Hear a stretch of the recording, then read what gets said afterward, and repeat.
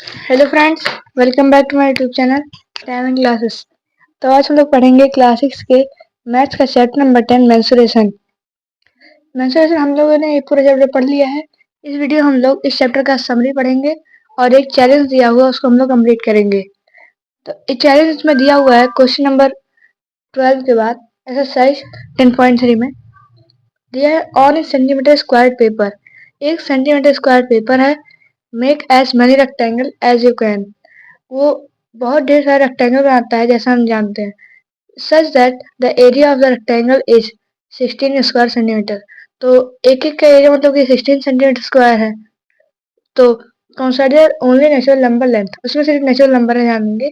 तो पूछता है इसमें question which rectangle has the greatest perimeter. कौन सा रेक्टेंगल का ग्रेटेस्ट पेरीमीटर है। और दूसरा क्वेश्चन कहता है which rectangle has the least perimeter. कौन सा रेक्टेंगल का लीस्ट पेरीमीटर है। और कहता है if you take a rectangle of area 24 square centimetre what will be your answer.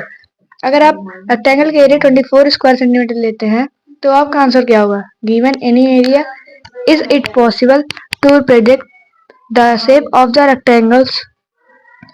तो उसके बाद which the greatest perimeter with the least perimeter given example and reason. तो हम लोग पहले देखेंगे इसमें सीधे सीधे इंडिकेट कर दिया है कि 24 सेंटीमीटर स्क्वायर है द ग्रेटेस्ट पेरीमीटर। यहाँ पे सीधे से इंडिकेट किया है क्वेश्चन में ही। तो इसलिए सबसे पहले का आंसर हो जाएगा 24 सेंटीमीटर स्क्वायर। अब लीस्ट देखेंगे तो लीस्ट इसमें दिया हुआ है 16, जो कि इसमें पहले दिया हो लेकिन बड़ा आखिर में दिया है। तो इसमें जाएगा 16 सेंटीमीटर स्क्वायर। इस तरह से हम लोग का आंसर हो जाएगा ए वाला 24 सेंटीमीटर स्क्वायर और बी वाला 16 सेंटीमीटर स्क्वायर। अब चलिए देखते हैं इसका समरी। चलिए देखते हैं चैप्टर का समरी। समरी में दिया हुआ है पेरीमीटर। पेरीमीटर क्या होता है हम लोगों ने पढ़ा था। Perimeter is the distance covered along the boundary forming a closed figure when you go round of the figure once. Perimeter वह चीज होता है जब किसी भी चीज का उस बाउंड्री का अगर पूरा हम एक बार माप लेते हैं तो उसी को पेरीमीटर कहते हैं। ये हमारा पहला डेफिनेशन है पेरीमीटर का। उसके बाद perimeter of rectangle. Perimeter of rectangle होता है 2 मल्टीप्लाई लेंथ प्लस ब्रेथ। ये हम लोगों ने कई क्वेश्चन भी सॉल्व किए थे इस पे। अब पेरीमीटर ऑफ स्क्वायर होता है 4 into length of its side, मतलब 4 से मल्टीप्लाई करना है जो लेंथ दिया होगा स्क्वायर का साइड का। इस तरह के क्वेश्चन हमने कई सॉल्व किए हैं। इसका सी वाला दिया हुआ है perimeter of an equilateral triangle. Equilateral triangle में 3 इक्वल साइड होते हैं तो इसलिए 3 मल्टीप्लाई लेंथ ऑफ इस साइड कर देते हैं।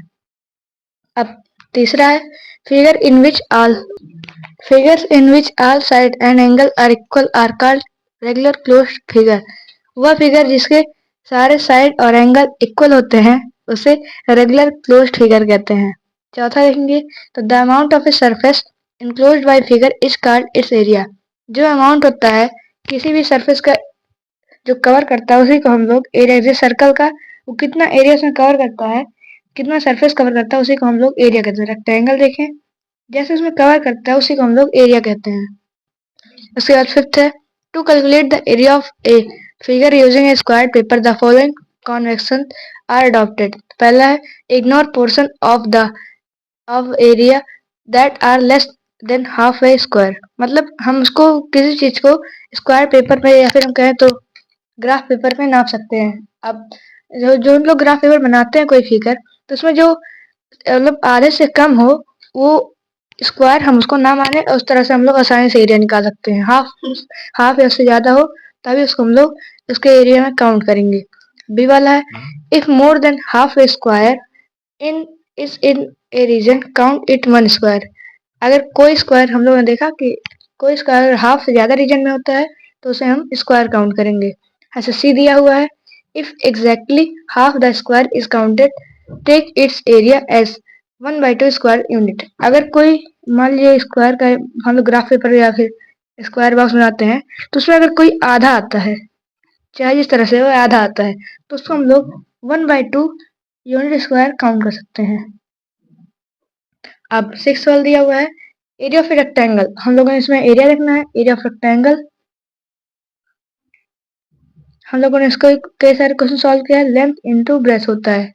अब एरिया ऑफ स्क्वायर देखें तो एरिया ऑफ स्क्वायर होता है side into side, side into side या फिर साइड का स्क्वायर या फिर साइड मल्टीप्लाई 2। तो इस तरह से हम लोग समरी पूरा चैप्टर का पढ़ लेंगे।